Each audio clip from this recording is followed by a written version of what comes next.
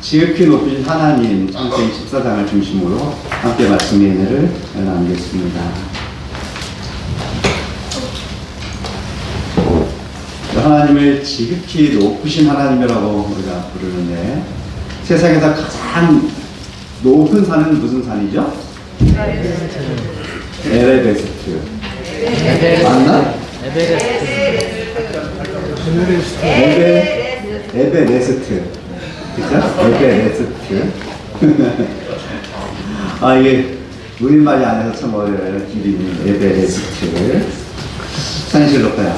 이 산을 누구한테나 물어봐도 제일 높은 산이 에베레스트 산이다라고 대답하고, 또 뭐 구글에 검색해서 제일 높은 산이 뭐냐 그래서 에베레스트라 그러고, 학교 교과서에서도 지리책 찾아보면 에베레스트가 제일 높다고 그러고.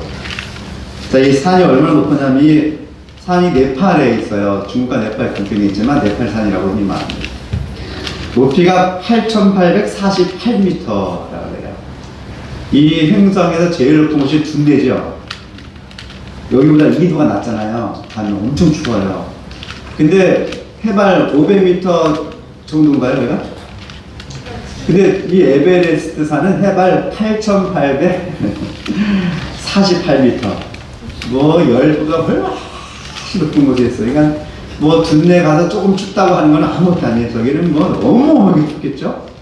엄청 춥고 엄청 높은 곳입니다. 제일 높은 곳이에요. 자, 이 산 이름을 네팔 사람들은 뭐라고 부르냐면은 서거르마타라고 불러요. 서거르마타.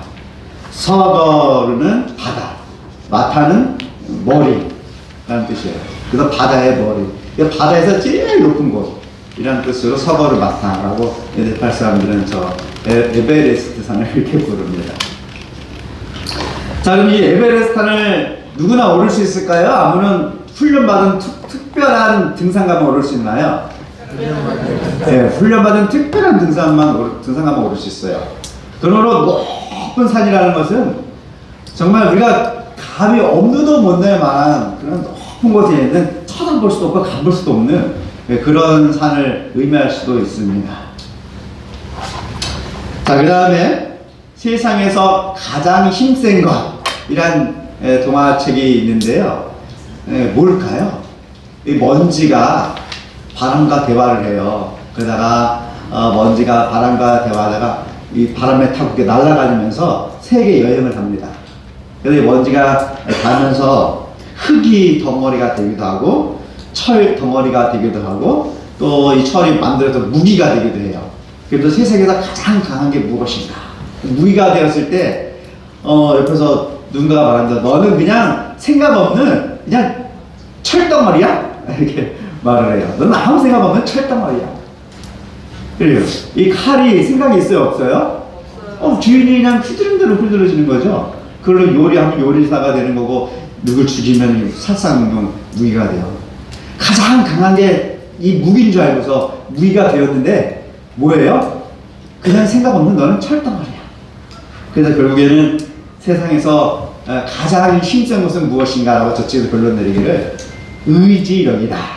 어떠한 환경에서도 흔들림 없는 의지력이다 라고 결론을 내렸어요. 세상 가장 힘센 것이 의지력이라고 그렇게 말합니다. 자, 그 다음에 보니까 여기서는 세상에서 가장 무서운 것. 여기에 도깨비랑 할아버지가 앉아있어요. 도깨비랑 할아버지가 이야기하는데, 이 도깨비가 밤마다 할아버지를 찾아서 놀라고 때를 써서 너무 피곤해가지고 정말 몸에 그냥 너무 피곤해서 지쳤습니다. 그래서 어떻게 하면 도깨비를 띄워놓을까 하다가 얘기하는 중에 도깨비를 얘기했어요. 세상에서 가장 무서운 게 우리가 뭐지? 도깨비가 나는 팥이 제일 무서워. 그러는 거예요. 그래서 이 도깨비가 할아버지한테 물었어요. 할아버지는 세상에서 제일 무서운 게 뭐예요? 나는 돈이 제일 무서워. 그래서 이 할아버지가 그 다음날 집 마당에다 팥을 쫙 뿌려놨습니다. 그랬더니 도깨비가 와가지고 팥을 보고 도망가면서 그 집에 뭘 뿌리고 갔어요? 돈을 쫙 뿌리고 갔어요. 처음에는 좋았지요. 근데 이 할아버지가 나는 팥이 무서워서 접근을 못했는데 저 할아버지는 돈을 줄게 뿌렸는데도 별로 큰 해가 없네. 그 다음날도 돈을 또 쫙 뿌렸습니다. 할아버지가 멀쩡한 거예요. 그 다음날도 돈을 그냥 완전 뿌렸어요. 근데 할아버지가 어떻게 됐어요? 돈에 파묻혀 죽었어요. 돈이 무섭습니까? 무서워요. 돈이 무서워요. 돈에 파묻혀 죽는 것이 정말 무서운 거예요. 그래서 정말 할아버지가 부자가 되고 싶어서 꾀를 냈는데 사실은 정말 무서운 것을 선택했습니다. 정말 무서웠죠. 자, 여기서 세상에서 제일 높은 것, 세상에서 가장 힘센 것, 세상에서 가장 무서운 것, 사람들 나름대로 생각하고 이야기를 지어서 만듭니다. 여러분, 오늘은 세상 사람들이 말하는 가장이 아니라 성경이 말하는 가장 지극히 높으신 분, 누구요?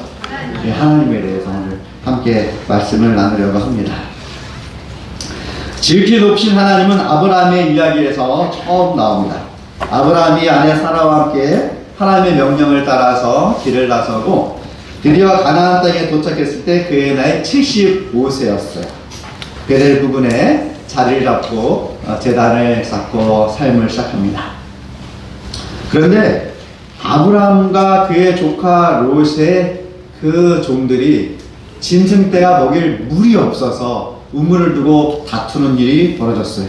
왜냐하면 하나님이 축복 주셔서 계속 짐승이 불어나고 식구가 늘었습니다. 그러다 보니까 터가 적어서 서로 다투게 되었습니다. 그래서 아브라함과 롯이 서로 이야기를 나눕니다. 어떻게 할 것인가. 그래서 아브라함은 베델을 떠나서 남쪽의 헤브론으로 가기로 하고 이 롯은 비옥한 요단 계곡으로 이주해서 소돔 가까운 곳에서 자리를 잡고 살게 되는데 그만 이 롯은 가족이 믿음이 시들시들해졌습니다. 그렇게 세월이 흘러간 어느 날 아브라함이 모르는 사이에 메소포타미아, 저주의 맨 끝이 메소포타미아 지역이에요. 그쪽에 있는 네 족장들이 군사를 이끌고 소돔과 고무라 지방에 있는 5 도성을 침략을 합니다.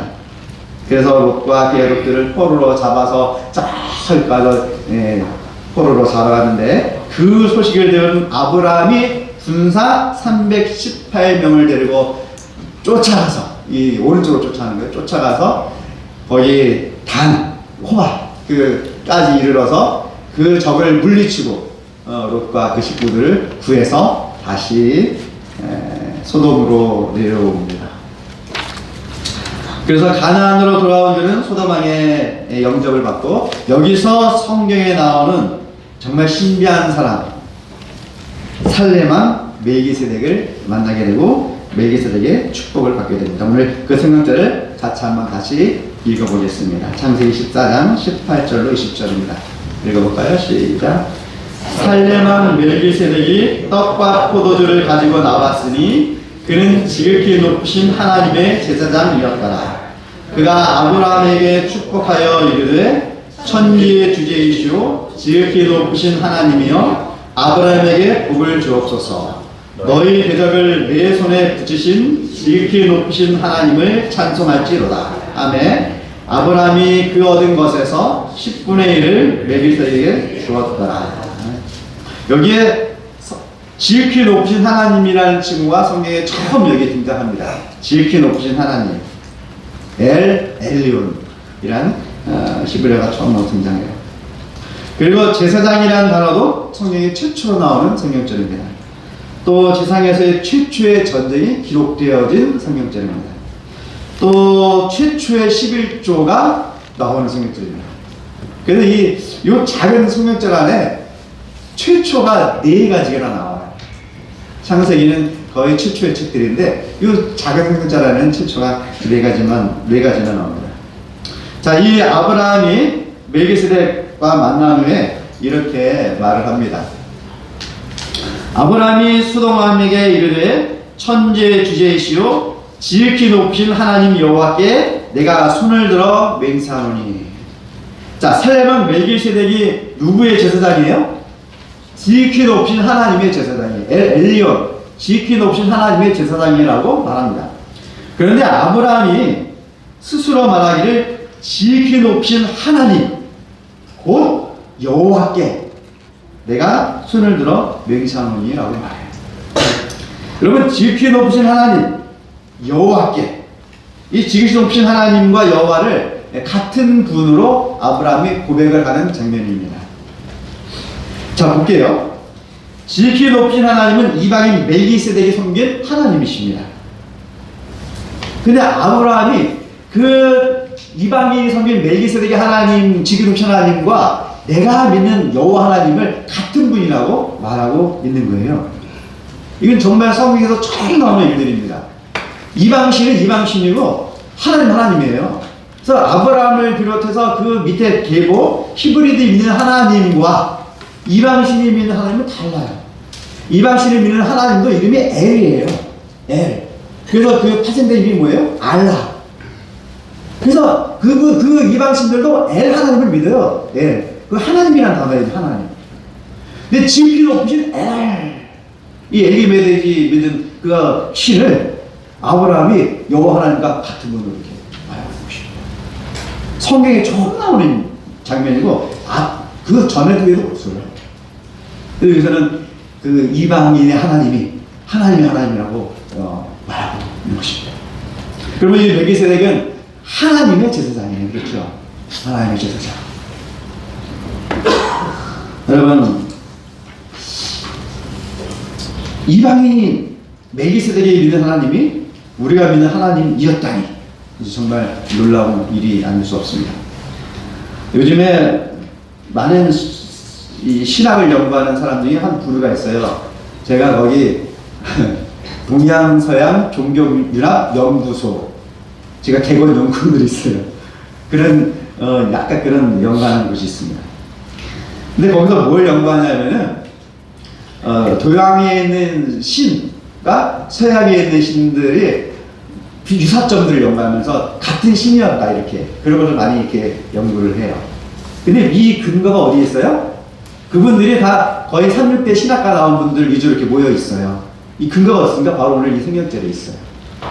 이방인이 불렀던 하나님이 아브라함이던 하나님과 동등되다고 이렇게 같은 분이라고 성경에 힌트를 주고 있습니다. 혹시 우리 조상들이, 우리들도 그렇죠? 무슨 어려운 일 갑자기 확 당하면 뭐라 그래요? 아이고 하나님 맙소사 이러잖아요.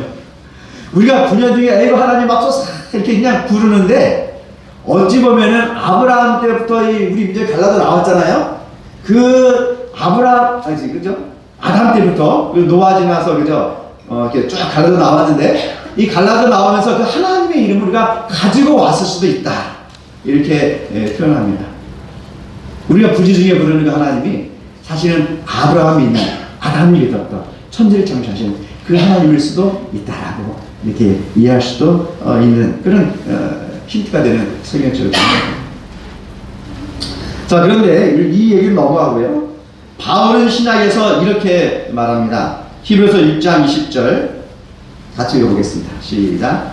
그리로 앞서가신 예수께서 멜기세덱의 반차를 따라 영원한 대제사장이 되어 우리를 위하여 들어가셨느니라.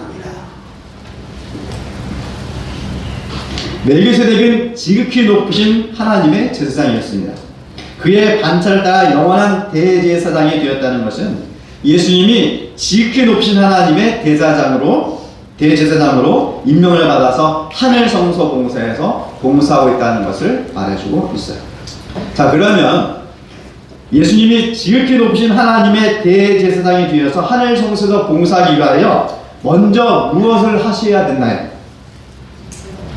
십자가에서 달려 죽으셔야 했어요. 예수님은 지극히 높으신 하나님의 제사장이 되어서 하늘 성소에서 봉사하기 위해서 하나님의 어린 양의 제물이 되셔야 했습니다. 그러므로 지극히 높으신 하나님과 십자가는 아주 밀접한 관계가 있습니다. 그럼 보겠습니다. 지극히 높으신 하나님이 엘리온, 히브리어로 엘리온이에요. 엘은 하나님이라는 뜻입니다. 엘리온은 지극히 높은 이라는 뜻인데, 이 말이 올라가다라는 뜻을 가진 올라, 히브리어 올라에서 파생된 단어입니다. 이 올라라는 단어는 성전마당에서 번제를 드리잖아요. 이 번제라는 단어로 번역되는 단어예요. 그래서 번제가 올라예요. 이 번제를 드리며 엉이가 하늘로 이렇게 올라갑니다. 그것을 형상화해서 번제라는 이름을 붙였는데, 이 지극히 높으신 하나님은 높은 곳에 있는 하나님이 아니라 어떤 분이에요? 올라가는 하나님, 지극히 높은 곳으로 올라가는 하나님이에요. 원래 원어의 뜻은 그렇습니다. 지극히 높은 곳으로 올라가는 하나님이에요. 그러므로 번제와 지극히 높은 하나님이 굉장히 밀접한 관계가 있고, 이 번제가 누구를 상징해요? 십자가에서 달려 죽으신 예수님을 상징하기 때문에 예수님의 십자가와 지극히 높으신 하나님이 밀접한 관계와 연관이 있는 것입니다. 예수님은 하나님의 어린 양이 되셔서 번제로 드려지고 하늘로 올라가셔서 지극히 높으신 하나님의 대제사장으로 하늘 성소에서 봉사하고 계십니다. 그러므로 지극히 높으신 하나님은 예수님의 또 다른 이름이라는 것을 여러분 기억하게 되시길 바랍니다. 지극히 높으신 하나님으로 불릴 수 있는 것은 예수님이 그 많은 대가를 치르셨기 때문에 지극히 높으신 하나님이라고 불릴 수 있고, 지극히 높은 존경을 받기에 합당한 분이라는 의미를 가지고 있습니다. 그러므로 지극히 높으신 하나님은 단순히 높은 하늘에 계신 분이 아니라 지극히 높은 존경을 받는 분이라는 뜻을 가지고 있습니다. 성경을 좀 더 볼게요. 시편 97편 9절은 이렇게 쓰여 있습니다. 여호와여 주는 온 땅 위에 지존하시고 모든 신들보다 위에 계시니이다. 이게 지극히 높으신 분이에요. 모든 신들보다 위에 계신 아주 지극히 높으신 하나님입니다. 그런데 이 단어를, 이 시편을 이 원문 그대로 해석한다면은 모든 신들보다 위에 계시니이다라고 해석하면 안 되고, 모든 신들보다 위에 계시게 되어졌나이다 이렇게 해석해야 돼요. 이것이 능동형이 아니고 피동형으로 문법이 되어 있어요. 피동형. 그분이 되신 게 아니에요. 그분이 그냥 지극히 계신 게 아니라 계시게 되어진 거예요. 피동형이에요. 피동형. 여러분, 지극히 높으신 하나님은 번제의 제물이 되시고 십자가에 죽으심으로 하늘로 승천하셔서 얻게 되어진 예수님의 이름이에요. 얻게 되어진 거지 그분의 아주 근본적인 이름이 아니라는 것입니다. 하나님의 호칭을 말할 때 성경에 하나님의 호칭이 제가 찾아봤더니 20가지예요. 20가지. 하나님의 이름이 20가지가 있습니다. 근데 그 중에 어느 호칭도 피동형으로 되어 있는 호칭이 없어요. 전부 다 능동형이에요. 대표적인 이름이 나는 스스로 있는 자니라 그러죠. 완전한 능동이에요. 완전한 능동. 그래서 근본적으로 하나님은 절대적으로 완전한 능동이십니다. 그분은 스스로 있는 분이에요. 피조되지 아니한 스스로 계신 분입니다. 그런데 이런 이름의 뜻이 모든 하나님 이름에 다 들어있어요. 하나님 이름은 전부 기본적으로 능동입니다. 스스로 계신 분이에요. 그런데 유일하게 지극히 높으신 하나님은 뭐예요? 피동형으로 되어있어요. 높게 되신 분이에요. 그래서 모든 신들보다 위에 계시게 되어진 분. 그 이름만 피동형이거든요. 여러분, 하나님이 왜 지극히 높게 되어졌을까? 사실 기본적으로 하나님은 지극히 높으신 분입니까? 지극히 높으신 분이에요. 그런데 이 이름을 얻기 전까지는 하나님이 사실은 이 땅에 내려오셔서 가장 낮은 곳에 내려오셨어요. 인간으로 내려오셨어요. 세 분 하나님 중에 한 분이 인간으로 내려오셨어요. 그분이 누구예요? 예수님이에요. 그래서 인간으로 내려오셔서 가장 낮아지셨기 때문에 다시 지극히 높으신 분이 되실 수가 있으셨어요. 내려오셔서 십자가 달려 돌아가심으로 그분이 부활하고 승천하셔서 얻게 된 이름이 지극히 높으신 하나님입니다. 내려오셨기 때문에 얻게 되어진 이름이 지극히 높으신 하나님이에요. 그래서 이 이름이 피동형으로 되어 있습니다. 유일하게 피동형으로 되어 있습니다. 그래서 이 이름은 하나님의 성육신을 나타내주는 이름이고, 하나님의 겸손을 나타내주는 이름이고, 하나님 우리를 위한 희생을 나타내주는 정말 소중한 이름입니다. 근데 우리가 기도 드릴 때 가끔 하늘 저 높은 곳에 계신 하나님 이렇게 기도하잖아요. 어떤 의미를 기도했어요? 그냥 저 높은 곳에 계신 하나님이잖아요. 근데 사실 지극히 높으신 하나님이 그런 의미가 전혀 아니라는 사실 여러분 오늘 시간 마음속 깊이 깨닫게 되시길 바랍니다. 이 땅에 내려오셔서 십자가를 죽으시고 우리를 구원하시기 위해서 공생하신 그 예수님의 이름이 지극히 높으신 하나님이십니다. 지극히 높으신 분이 될 수 있었던 것은 지극히 낮아졌기 때문에 다시 높아질 수 있었습니다. 가장 연약한 인간의 모습, 여자의 태 속에 태아로 태어나시고 무한하신 창조주고 하늘과 모든 땅의 권세를 가지고 계시고 전지전능하시고 무소부지하신 그 하나님이 낯고천한 인간이 되셨어요. 그래서 얻게 되어진 이름이 바로 지극히 높으신 하나님이십니다. 주님은 근본적으로 하나님과 동등되신 분이지만은 이 영예와 존귀를 버리시고 인간이 되셨습니다. 그리고 십자가에 죽으시고 올라 번제가 주셔서 하늘로 승천하여 하늘 성소의 대제사장이 되셨습니다. 그래서 예수님은 지극히 높으신 하나님이 되셨습니다. 그래서 지극히 높으신 하나님은 누구의 이름이에요? 세 분 하나님 중에 예수님의 이름이에요. 그래서 지극히 높으신 하나님이란 유치하기보다는 그분의 지구한 사랑의 표현입니다. 아무도 범접할 수 없는 사랑 충만하신 하나님. 그것이 바로 지극히 높으신 하나님입니다. 누구도 그 위치만큼 올라갈 수 없는 지극히 사랑 충만하신 품성을 가지신 분, 누구도 비할 수 없는 분, 누구도 그분을 흉내낼 수 없는 지구한 사랑을 가지신 분, 그런 뜻이 지극히 높으신 하나님입니다. 우리가 그래서 지극히 높으신 하나님 부를 때는 누구도 비교할 수 없는 큰 사랑을 가지신 하나님이라는 의미로 앞으로 그 이름을 부르게 되시길 바랍니다. 우리 빌립보서 2장 6절부터 11절은 이렇게 기록합니다. 제가 읽어볼게요. 그는 근본 하나님의 본체시나 하나님과 동등됨을 취할 것으로 여기지 아니하시고 오히려 자기를 비워 종의 형체를 가지사 사람들과 같이 되셨고 사람의 모양으로 나타나사 자기를 낮추시고 죽기까지 복종하셨으니 곧 십자가에 죽으심이라.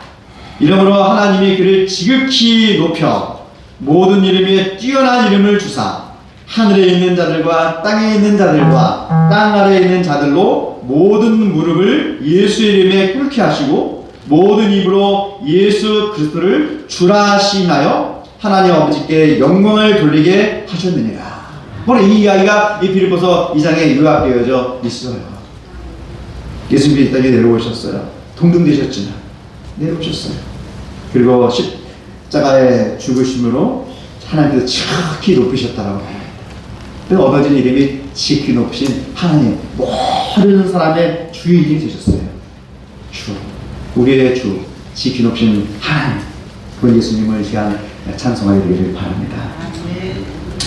하나님이 인간에 대해서 가장 낮은 자가 되심이 존귀의 기초예요. 그리고 자기를 십자가에 내어 주심이 지극히 높으신 하나님이라는 이름을 얻게 한 유일한 이유인 것입니다. 이 땅에서 33년간 인간을 향한 무한한 희생의 사랑의 삶을 사시고 십자가에 달려 돌아가신 후 부활하고 승천하셔 하늘 보좌에 예수님은 계십니다.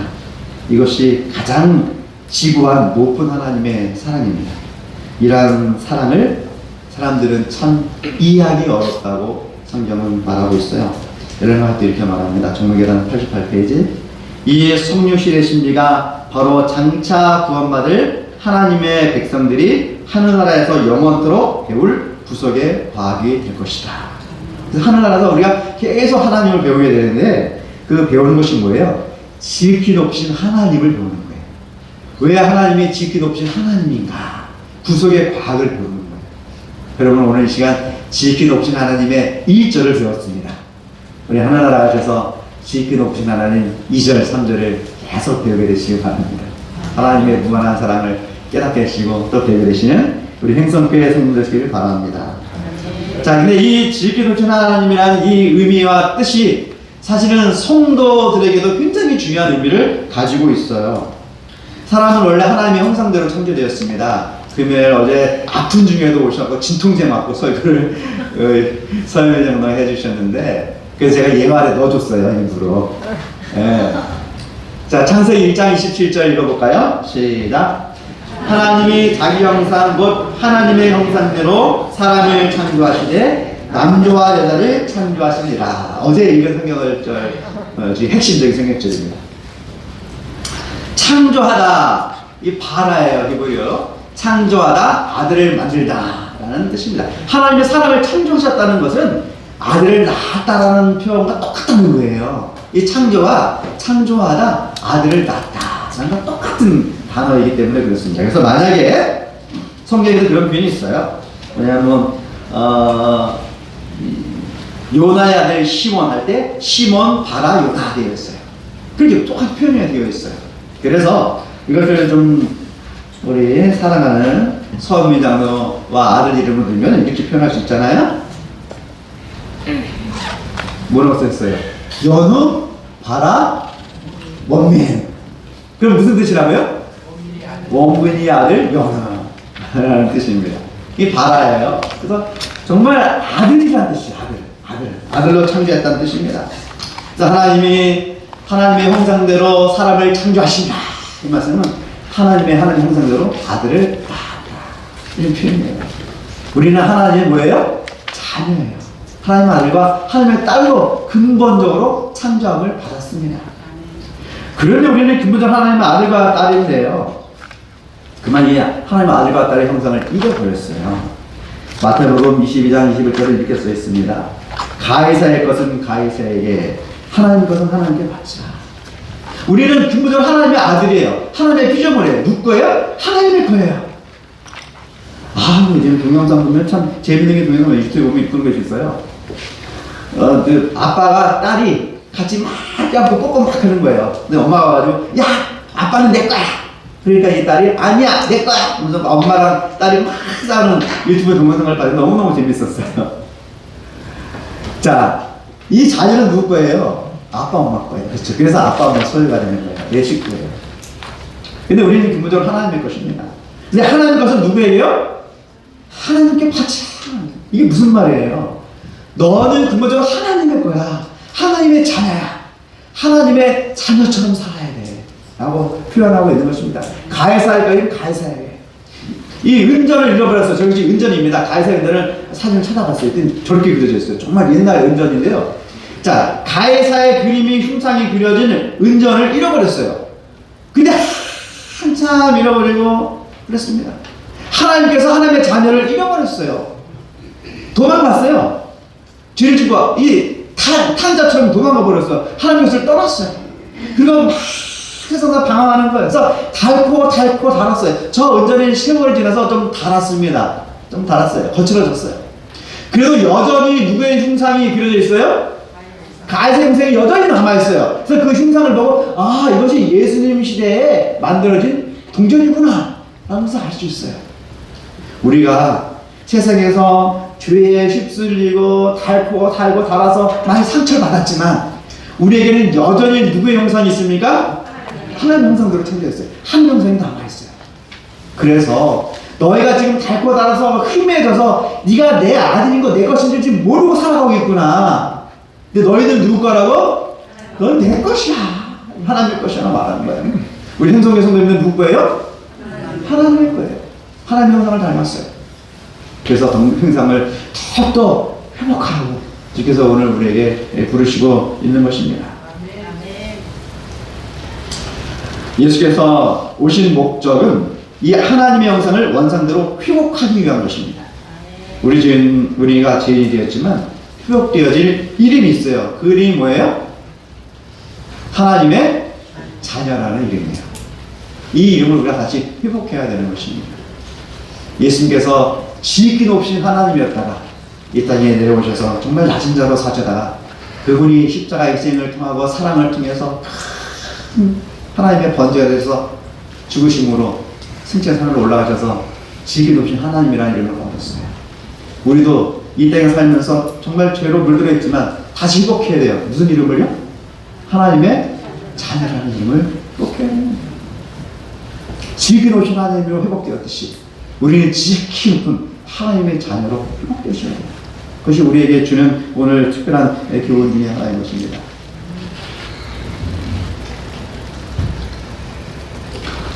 요한일서 3장 1절 3절은 이렇게 말합니다. 보나 아버지께서 어떠한 사랑을 우리에게 베푸사 하나님의 자녀라 일컬음을 받게 하셨는가. 주를 향하여 이 소망을 가진 자마다 그의 깨끗하심과 같이 자기를 깨끗하게 하느니라. 은전에 묻어있는 동전과 녹을 다 채고 좀 더 깨끗하게 해서 무엇을 회복해야 돼요? 하나님의 영광을 회복하셔서 하나님의 자녀의 지위를 다시 회복하시는 우리 행성교회 모든 성도들 되시길 일산 다시 한번 축원드립니다. 또 우리가 회복되어야 될 것은요, 계시록 3장 우리 20절부터 21절에 이렇게 기록합니다. 볼지어다 내가 문 밖에 서서 두드리노니 누구든지 내 음성을 듣고 문을 열면 내가 그에게로 들어가 그와 더불어 먹고 그는 나와 더불어 먹으리라. 이기는 그에게는 내가 내 보좌에 함께 앉게 하여 주기를 내가 이기고 아버지 보좌에 함께 앉은 것과 같이 하리니.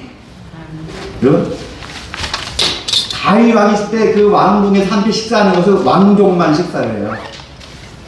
근데 그 전 왕조의 그 손자 누비봇을 데다가 함께 식사를 했잖아요. 왕족처럼 대우했다는 뜻이에요. 하늘나라 가면 우리가 누구와 함께 식사해요? 하나님과 함께 식사해요. 앉아가지고. 우리는 근본 뭐예요? 왕족이에요. 하나님의 자녀예요. 그러니까 우리의 신분이 뭐예요? 왕족이에요. 하나님의 자녀라는 것은 우리가 왕족이라는 것입니다. 우리가 구원받으면 하나님 나라의 하나님의 왕족의 신분을 회복하는 거예요. 우리 행성교회 모든 분들이 하나님 나라의 왕족의 신분을 회복하게 되시길 바랍니다. 지극히 높으신 하나님으로 회복하셨듯이 우리 행성교회 성도님들은 지극히 높으신 하나님의 왕족으로 회복되시길 다시 한번 축원드립니다. 우리 행성교회 성도님들, 오늘 말씀을 통해서 지극히 높으신 하나님을 우리가 배웠습니다. 하나님의 자녀라의 기름을 얻으시는 우리 모든 행성교회 성도들 되시길 바랍니다. 또 하늘 왕족의 지위를 회복하시는 행성교회 성도들 되시길 바라면서 오늘 말씀을 마치겠습니다.